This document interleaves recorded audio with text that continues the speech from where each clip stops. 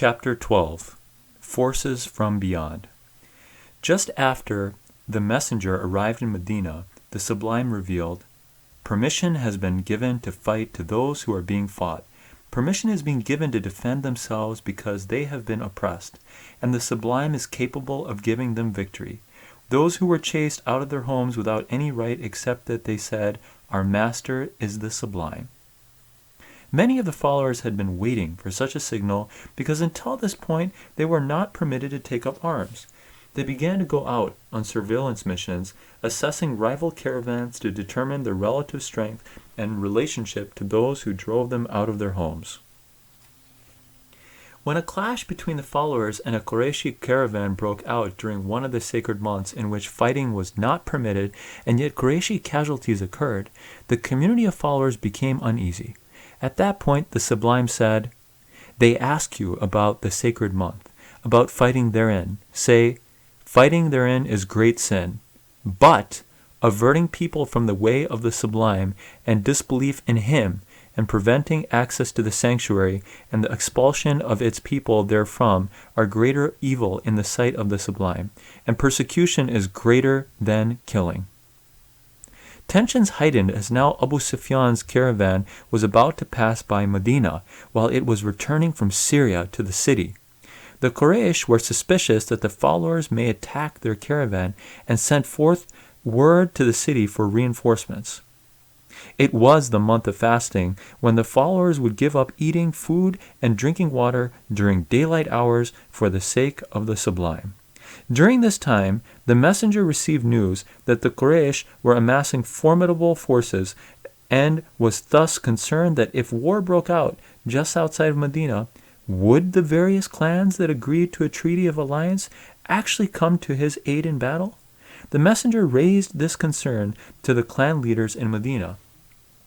"O messenger of the Sublime," one of the clan leaders said to the messenger, "do whatever you are commanded to do, because the Sublime has sent you with the truth.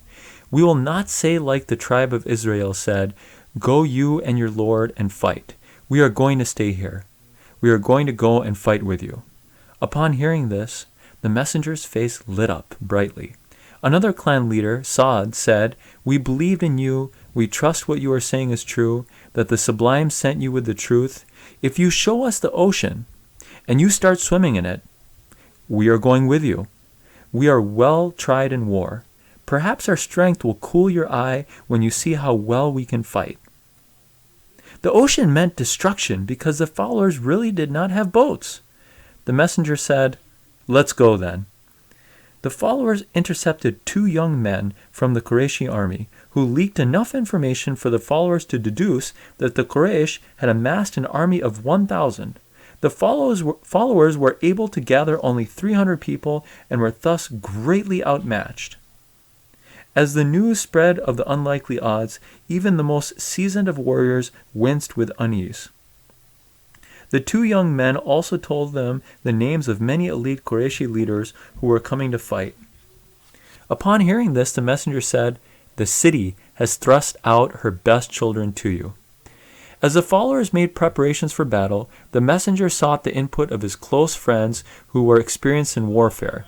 They strategically plugged up the wells closest to the battleground of Badr to cut the Qurayshi army off from basic water supply.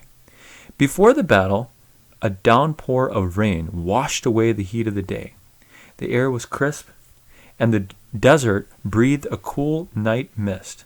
The followers slept under a blanket of peace and awoke refreshed. As the messenger slept, he saw the battlefield in a dream. Like trees being struck down, he saw the pillars of the Quraysh fall. In the morning, he showed his friends the exact places where he believed the leaders of the city would meet their end. On a Friday morning, the two armies marched toward one another. The whinnies and whines of camels and horses preceded the Quraysh as they marched forward, armed to the teeth with bows and arrows of the finest make. The followers could see the silver glint of swords, chainmail, and crested helmets as the opposing army appeared on the horizon. The followers had no chainmail and were nowhere as well equipped as the opposition. Abu Jahl was convinced that since their numbers were so much greater that they were going to win. He dispatched instructions for a victory festival to last 3 nights with plenty of feasting and entertainment.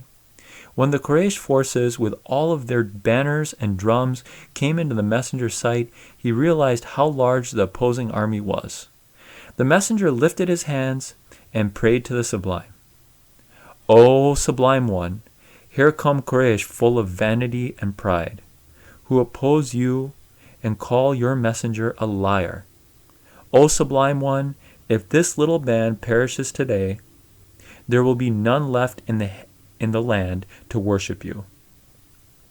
Raising his head from prayer, the messenger heard the angel Jibreel miraculously reassure him, 1,000 angels are here armed for war. As the 2 armies stood facing each other before battle, 3 of the noble men of the Quraysh stepped out onto the open field for single combat, challenging the followers to send their best warriors.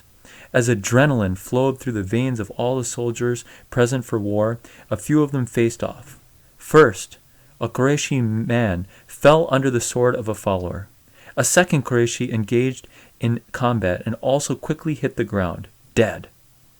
Swords flashed through the desert air, and the 2 armies stood watching. The third Qurayshi was killed in single combat.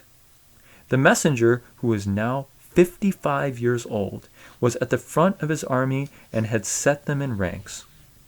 Before going forward into the fight, the messenger's battle cry was, O Sublime One, besides whom there is no other master, give victory. The armies flew at each other like 2 waves crashing against one another in the sea. Arrows rained down from the sky as the clash of metal on metal broke out everywhere. The air rang with sounds of war. The angels descended onto the battlefield and aided the followers. Seated at an elevated distance, 2 onlookers actually saw the angels coming down, like an army descending from the heavens. Unable to believe his eyes, one of the 2 onlookers was overwhelmed with a heart attack and died from the shock. 2 young followers sought out Abu Jahl on the battlefield.